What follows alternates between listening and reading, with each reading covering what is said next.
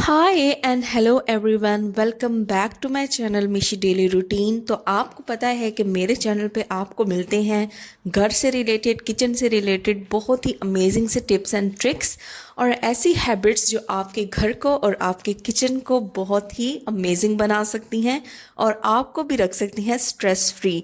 तो आज मैं लेके आई हूँ ऐसी हैबिट्स जो आपकी किचन लाइफ को आसान बनाएंगी और दूसरा आपके किचन को बहुत ही नीट एंड क्लीन लुक भी देंगी। तो चलिए स्टार्ट करते हैं सबसे पहले इस मसाला बॉक्स को लेके।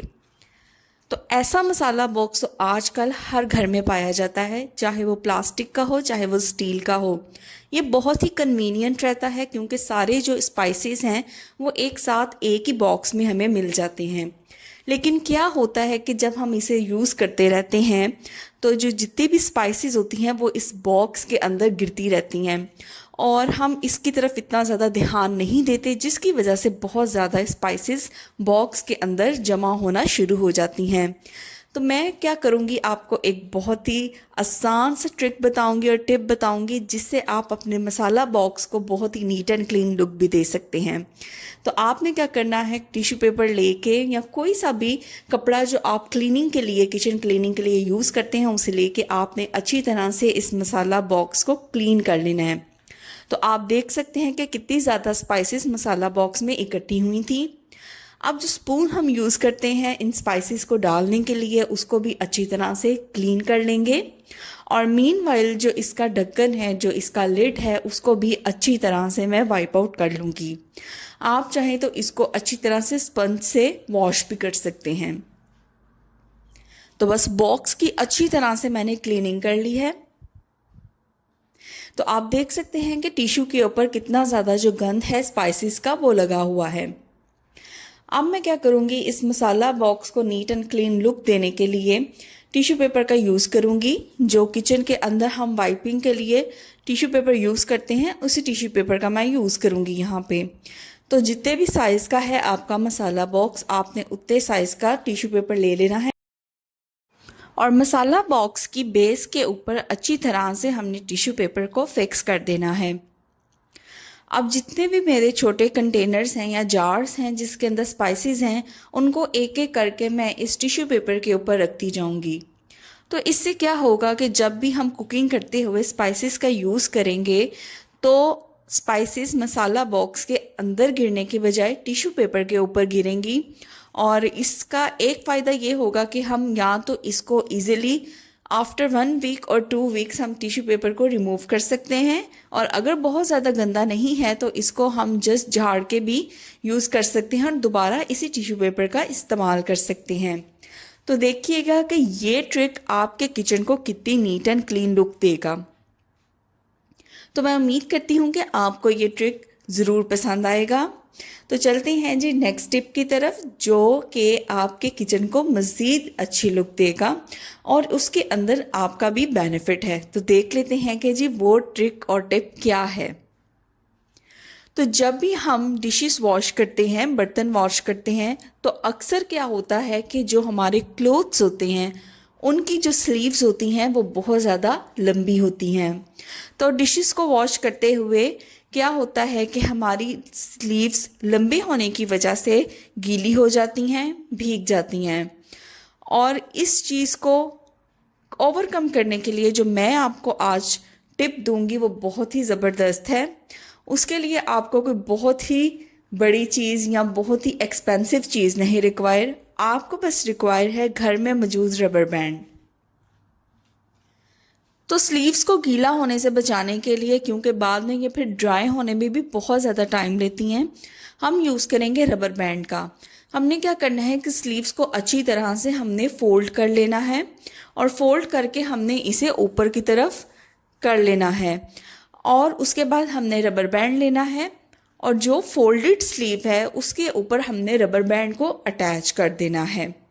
इससे क्या होगा कि जो स्लीव्स है वो फ्रंट से रबर बैंड की मदद से अच्छी तरह से फिक्स हो जाएंगी और आप जब भी डिशेस को वॉश करेंगे, अगर आपकी स्लीव्स लंबी हैं तो वो कभी भी गीली नहीं होंगी। तो देखिए मैंने आपके सामने दोनों स्लीव्स को अच्छी तरह से फोल्ड करके रबर बैंड का यूज़ किया है और उसके बाद मैं डिशेस को वॉश करूँगी। तो इससे आपके जो कपड़े हैं वो भी बचेंगे, गीले नहीं होंगे और आपको लेस टाइम रहेगा डिशेस को वॉश करने में, क्योंकि बार बार स्लीव्स को ऊपर करते रहेंगे तो हमारा टाइम भी वेस्ट होगा। तो इस टिप को भी आपने ज़रूर फॉलो करना है। देखा, इसमें आपका टाइम भी सेव होगा और आपके जो कपड़े हैं, आपके जो स्लीव्स हैं, वो भी नीट एंड क्लीन रहेंगी। तो देख लेते हैं नेक्स्ट टिप आज की वीडियो का, जो हमारे किचन को बहुत ही ब्यूटीफुल लुक देगा।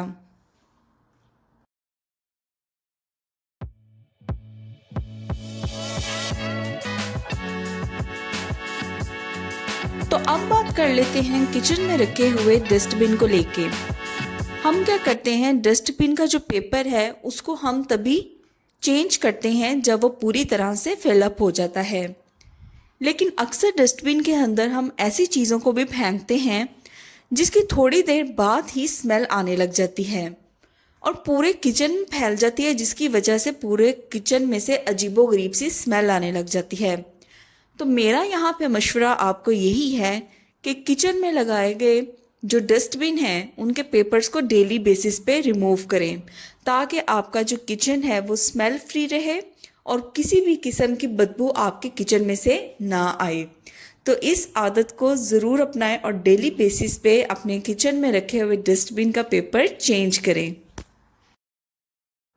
जब भी हम कुकिंग करते हैं तो सालन या ऑयल की कुछ ना कुछ छींटे चूल्हे के ऊपर ज़रूर गिरती हैं और हम लोग ये वेट करते हैं कि रात के टाइम जब हम किचन से पूरी तरह से फ्री हो जाएंगे तभी हम एक दफ़ा ही स्टोव को क्लीन करेंगे। लेकिन क्या होता है कि पूरा दिन ऐसे ही छींटे चूल्हे के ऊपर या स्टोव के ऊपर जब पड़ी रहती हैं तो वो आहिस्ता आहिस्ता हार्ड होना शुरू हो जाती हैं और रात के टाइम जब हम उसकी क्लीनिंग करते हैं तो वो उतनी आसानी से क्लीन नहीं हो पाता।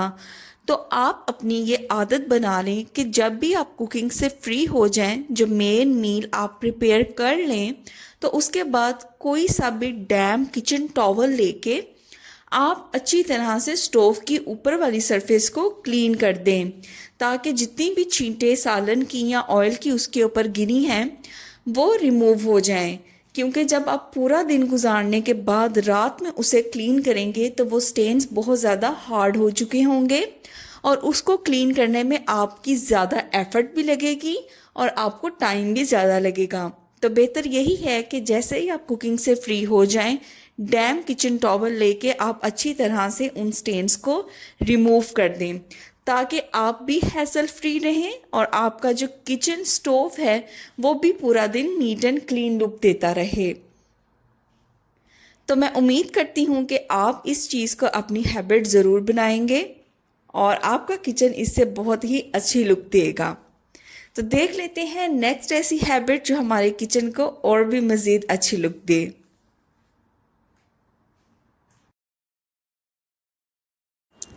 जब भी हम कुकिंग करते हैं तो किचन शेल्फ्स का भी बहुत ज़्यादा इस्तेमाल होता है। या तो यहाँ पे हम कटिंग वगैरह करते हैं चॉपिंग बोर्ड रख के, और कुकिंग के दौरान जो दूसरा सामान होता है वो भी हम शेल्फ पे ही रखते हैं। लेकिन हम इसको इग्नोर नहीं कर सकते कि शेल्फ़ की क्लीनिंग भी कितनी ज़्यादा ज़रूरी है। अमूमी तौर पे तो हम लोग जो शेल्फ्स हैं उनकी क्लीनिंग करते ही रहते हैं जब भी हम कुकिंग करते हैं उसके बाद। तो हमने क्या करना है, कोई सा भी डैम्प किचन टॉवल लेके अच्छी तरह से हमने शेल्फ्स को क्लीन करना है। लेकिन शेल्फ्स क्लीन करते हुए एक चीज़ जो हम इग्नोर कर देते हैं वो है शेल्फ़ की साइड वाली जो वॉल है उसको, जो फ्रंट पे होती है उसको हम इग्नोर कर देते हैं और जस्ट ऊपर ऊपर से शेल्फ्स को क्लीन कर देते हैं। शेल्फ्स के ईच एंड एवरी कॉर्नर को क्लीन करना बहुत ज़्यादा ज़रूरी है, क्योंकि इस जगह को हम अक्सर इग्नोर कर देते हैं और यहाँ पे भी बहुत ज़्यादा डस्ट अकोमुलेट होती रहती है। तो इसलिए जब भी किचन शेल्फ्स को क्लीन करें तो उसकी जो फ्रंट पार्ट है उसको क्लीन करना मत भूलें, ताकि सारी जो शेल्फ है वो नीट एंड क्लीन लुक दे और कहीं पे भी किसी किस्म का भी गंद वगैरह मौजूद ना हो। तो उम्मीद करती हूँ कि ये टिप भी आपके किचन को साफ़ रखने के लिए बहुत ज़्यादा इम्पॉर्टेंट है और इसको ज़रूर फॉलो करें ताकि आपके किचन शेल्फ्स भी नीट एंड क्लीन लुक दें। तो देख लेते हैं नेक्स्ट टिप।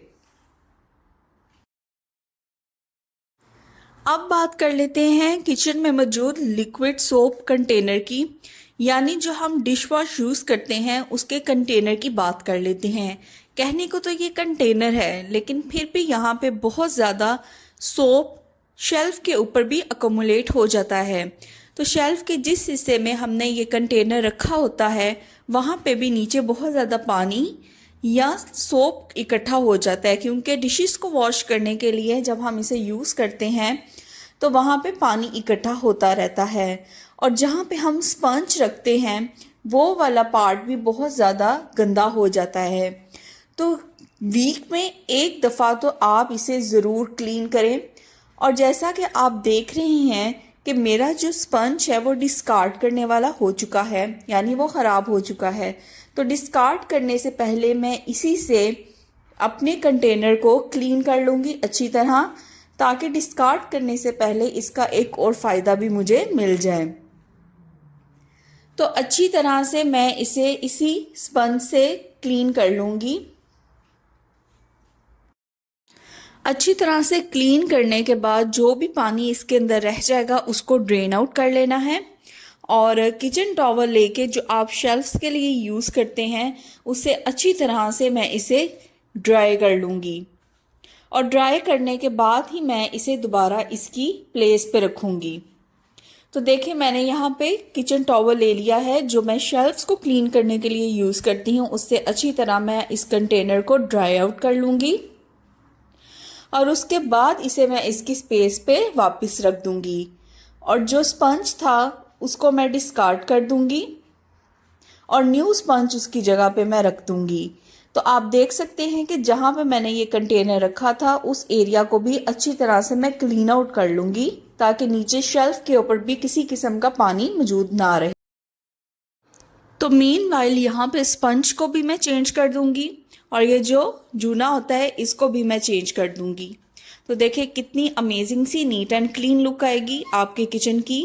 तो वीक में एक दफ़ा आप कंटेनर को ज़रूर क्लीन करें, और जब आपका जो स्पंज है वो डिस्कार्ड करने वाला हो जाए तो उसकी एक प्रॉपर सी क्लीनिंग करके कंटेनर से तो फिर उसको डिस्कार्ड कर दें।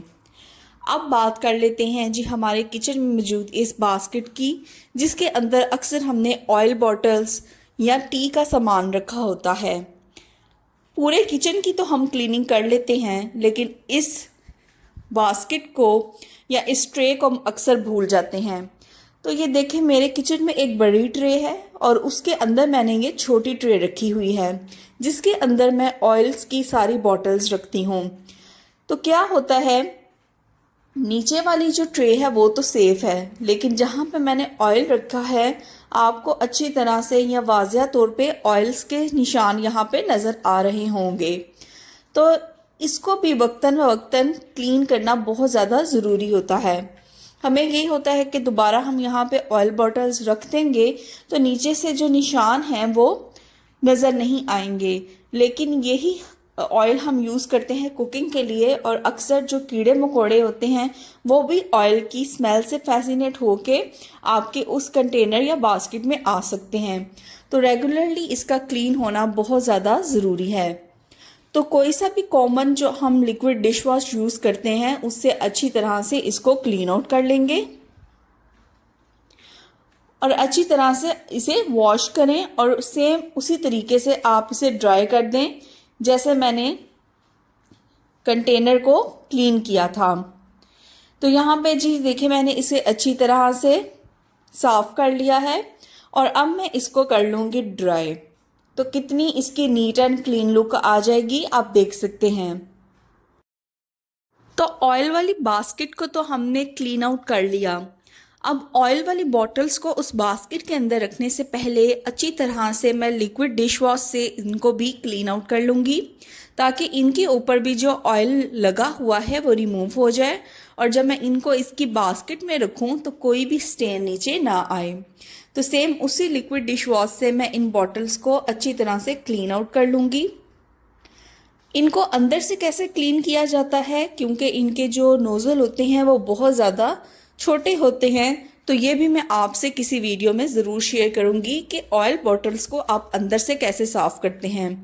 तो मेरे चैनल पे आप इसी तरह बनिए रहिएगा। मैं आपको बहुत ही अमेजिंग तरीके से बताऊंगी कि किस तरह से आप ऑयल बॉटल्स को अंदर से क्लीन आउट कर सकते हैं। तो ये देखें, ये रबर स्टॉपर्स हैं। आप इसे अच्छी तरह से टूटी के नीचे रख के या पानी से भी आप इसे क्लीन आउट कर सकते हैं। पानी इसके अंदर नहीं जाएगा।